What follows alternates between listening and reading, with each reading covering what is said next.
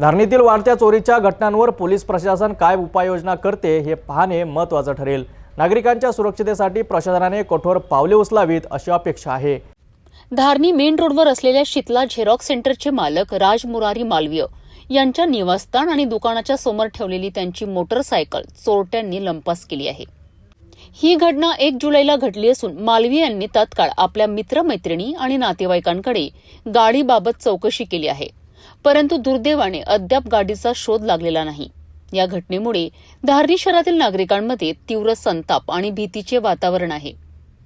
गेल्या काही दिवसांपासून शहरात चोरीच्या घटनांमध्ये वाढ झाली असून त्यामुळे नागरिकांच्या मनात असुरक्षिततेची भावना निर्माण झाली आहे।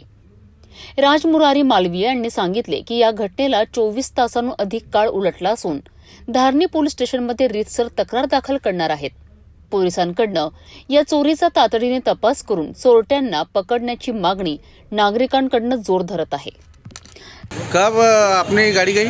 कल सुबह गाड़ी मैं जब सुबह दुकान खोलने के लिए बाहर निकला, हाँ। 8 बजे तो गाड़ी नहीं दिखी। तो तब मालूम पड़ा गाड़ी चोरी हुई हाँ, करके। गाड़ी पहले तो 2-4 घंटे अपन ने जानकारी दी कोई जान पहचान वाले ने ले गया होगा। हाँ, दोस्ताने वालों ने किसी ने। तो उसमें 4-5 लोगों से कांटेक्ट करने के बाद में कुछ ऐसा रिस्पॉन्स नहीं मिला, तो फिर गाड़ी खोजबीन करे नहीं जमा दिन नहीं गई सुबह घर के सामने। हाँ। हमेशा ही खड़ी रहती थी गाड़ी अपनी।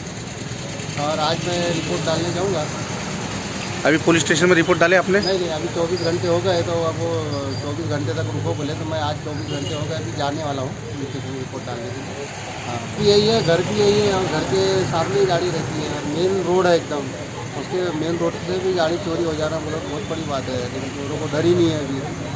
आज कैमरे मैंने थोड़ा देखा तो अभी यहाँ बंद थे आजू बाजू कैमरे, आगे के कुछ कैमरे में देखूँगा मैं। ठीक है। धारणी शहरात वाढत्या चोरीच्या घटनांनी नागरिकांमध्ये भीतीचे वातावरण निर्माण केले आहे।